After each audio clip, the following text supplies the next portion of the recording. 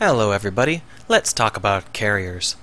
We're actually going to be talking more about carrier protocol than carriers because this is something that everyone gets wrong. So, what do I mean by carrier protocol? Most players land on bases. Bases are easier to build, and in survival mode, bases are what you build. You might play around with a carrier in creative mode, but you're not likely to actually use it to the extent that it would be used in an actual, quote-unquote realistic scenario. So you never actually figure out how to use it right. I'm going to show you how you dock with a carrier, and this is a very important thing that gets overlooked roughly 90% of the time. Actually, I say roughly 90% of the time, but I don't think I've ever seen anyone besides me do it right. Me and my friends. So once you get real close and you're trying to dock with the carrier, come on. There we go. This would be a reasonable dock. Now, obviously, two of the legs aren't attached, so that's probably less than ideal, but whatever. It doesn't really matter. Even one leg is enough. But the issue is, we haven't actually docked yet, and we're not going to, because what we have to do is turn off all of our engines. So take a look at our engines, and now they're off. I also turned off our gyros and our guns, because that is the best thing to do, but you don't absolutely have to do that. Now you might be asking, why did you turn off your engines? Well, the whole point is these engines will resist the activities of the carrier. So if the carrier turns or accelerates, the fighter's engines will fight it. And they will fight it at 10 times their normal thrust. Which means that if you leave your fighter's engines on, it's going to be constantly firing with 10 times its normal maximum thrust against its landing legs. And that's why you find so many carriers that rip apart and like the ships all fly off. It's not because the carrier is moving too fast. It's because the ships didn't turn their engine off when they landed. Seriously, every single person who builds a ship that's intended to dock with a carrier, you need to put in an engine cutoff. Once your engine cutoff is in place, the carrier can go as fast or as slow as you need it to. It is literally impossible to go fast enough to rip these landing legs off, and this is like a carrier that has a fair amount of acceleration behind it. You don't have to worry about it at all. It'll stick on just fine. I haven't been able to rip any ship off of a carrier if its engines are off, as long as it's got at least one landing leg that's locked.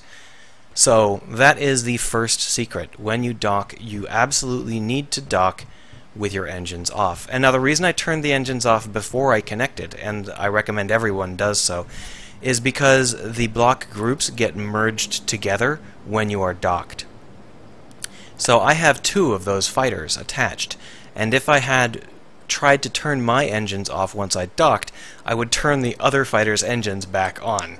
So obviously that's no good. And you can't just hit Y to turn the ship off because it actually turns everyone off and disconnects everybody. So that's no good either. Another thing worth considering is the surface that you're going to be landing on. Now, if you have a base, the surface doesn't really matter because who cares? The base isn't moving. You don't even need to use landing gear on a base because what's going to move? Nothing. Who cares? But for a ship that is running around, you need to worry about the surface. I use these grids, these grates, grills, whatever you want to call them.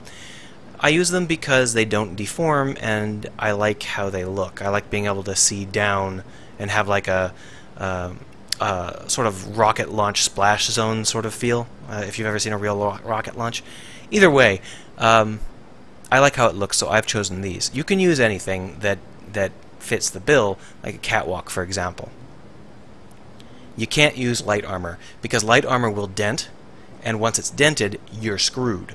Because anytime it dents, any landing leg that was attached is no longer attached, and anyone who comes down to land on it is going to have a harder time trying to attach its landing legs, which means you're more likely to get bounce out of it, and it means more likely to suffer damage.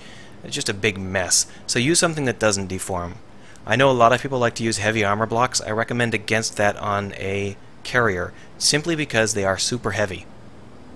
No reason to make your carrier weigh more than it has to. These work great, they work fine. And they don't deform. I really do recommend them quite highly. One other thing you may notice is I am using landing gear. Landing gear is something you can't really use in multiplayer. If you try, things will go catastrophically wrong. There are ways to dock ships in multiplayer, but you have to design your ships from the ground up to be able to do it. And I don't think anyone else has. No one in the Steam workshop has ever posted a carrier that's built to work like that. I might post one if there is any interest, but for now this will work fine. We're just going to delete this and show you the other one. The other one is slightly more military. It's called the Pocket Watch. And the Pocket Watch has... That's interesting, they must have detached... This is called the Pocket Watch. And the Pocket Watch has some armaments. It is built to operate in pirate areas, and it can take care of itself. It's not intended for heavy combat. It's all light armor. But it does fairly well. It is pretty good at defending itself and running away. It's not really intended to stick around. It has a smaller actual landing area than the other ship does, despite being twice the weight. And that's because, as you can see, it's got some kind of stupid mechanical thing going on. And I wanted to talk about this because a lot of people do use mechanical surfaces. There's this big urge to fold out a landing arm and perch on the landing arm and it folds back in and you're protected inside.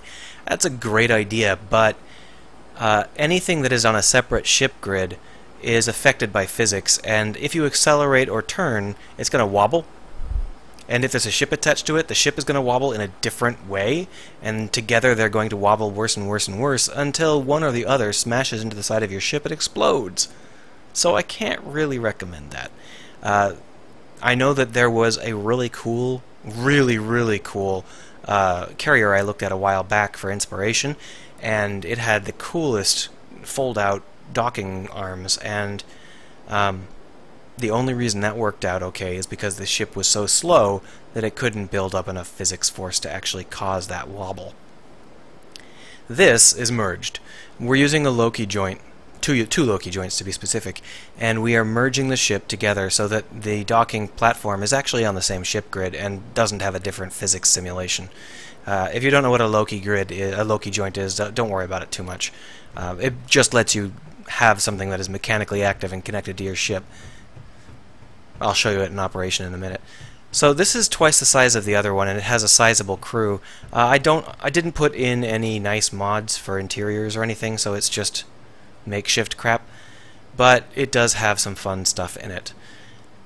This has a ton of programming block stuff. One of the programming block things that I really like, that I'm going to use more of, is I built a programming block that can change whatever TV you'd like to show whatever image you'd like. And that's a really neat feature. All I need now are some images. None of the images that are currently on the workshop match because they're not, they're all just kind of fluff, and I need actual status images, so I'll have to build some, or maybe some of you have seen them around and can point me in the right direction. With that said, well, let's flip this over. And you can see the TVs all turned to orange. Now we can actually flip this over while we are moving, but there is a small risk of the Loki joints breaking under the stress. So I generally don't recommend it.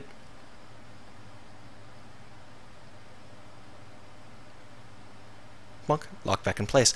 Not only are we locked back in place, but all of our turrets are now active and we're automatically in full defense mode. And the ships in there are now protected by the belly of our carrier. Obviously you can attack those ships, they're not invulnerable, but they are in a pretty safe place.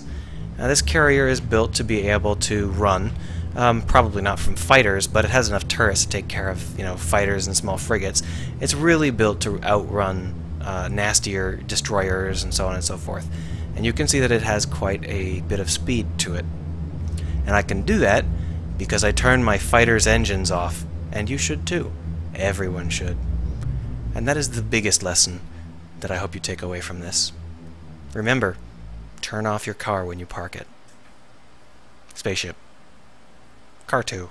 Turn off everything. Turn it all off.